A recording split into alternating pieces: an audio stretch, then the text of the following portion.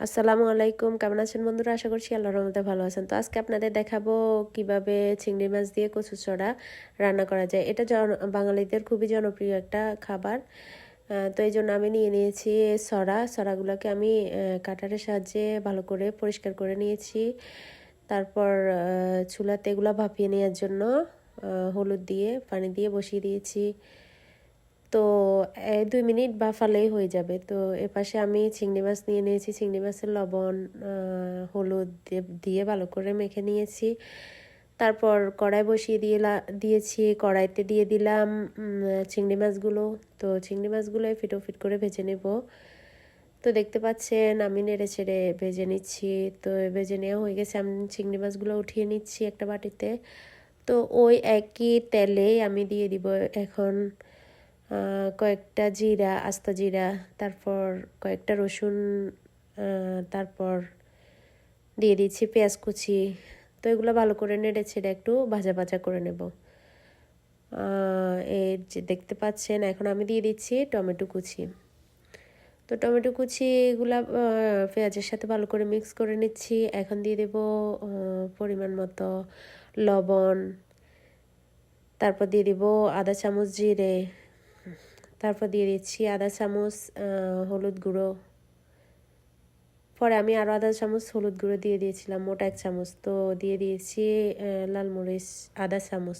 তো আমি যেহেতু মশলা কম খাই এই জন্য আমি মশলা কম দিয়ে দিয়েছি। আপনারা চাইলে এখানে 1 চামচ 1 চামচ সবগুলো দিতে পারেন।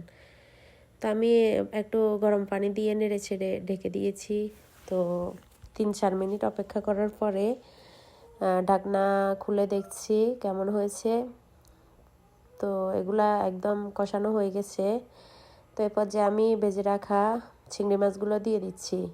তো এগুলো দিয়ে আবার ভালো করে একটু নেড়ে ছেড়ে দেব। তো নেড়ে ছেড়ে দিয়ে এবার আবার ঢেকে দেব 2 মিনিটের জন্য।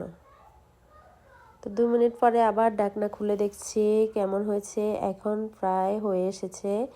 এ পর্যায়ে আমি দিয়ে দেব ভাপিয়ে রাখা ছড়াগুলো। তো আমি ছড়াগুলো বড় বড়ই রেখেছি, আপনারা চাইলে আরও ছোটো করতে পারেন, তবে এভাবে দিলে দেখতে অনেক ভালো লাগে। তো আমি ভালো করে এগুলা মশলার সাথে মিক্স করে নিচ্ছি। তো মিক্স করা হয়ে গেছে। এবার আমি এগুলাকে ঢেকে দেব, একটু কষানোর জন্য অপেক্ষা করব। তো দেখতে পাচ্ছেন আমার কষানো হয়ে গেছে। এখন ঢাকনা উল্টিয়ে কয়েকটা কাঁচামরিচ মাঝখান থেকে কেটে নিয়েছি, দিয়ে দিলাম। তো আবার একটু ভালো করে নেড়ে ছেড়ে দিচ্ছি। আমি গরম পানি দিয়ে দিচ্ছি, আপনারা চাইলে ঠান্ডা পানিও দিতে পারেন। তবে এখানে গরম পানি দিলে সব খাবারের স্বাদ দ্বিগুণ হয়ে যায়। তো রান্না করা হয়ে গেছে, আমি এখন ভাতের সাথে সার্ভ করে দেখাচ্ছি। দেখতে পাচ্ছেন দেখতে যতটা সুন্দর হয়েছে তার চেয়ে বেশি খেতে মজা হয়েছে। ভালো থাকবেন সবাই, আল্লাহ হাফেজ।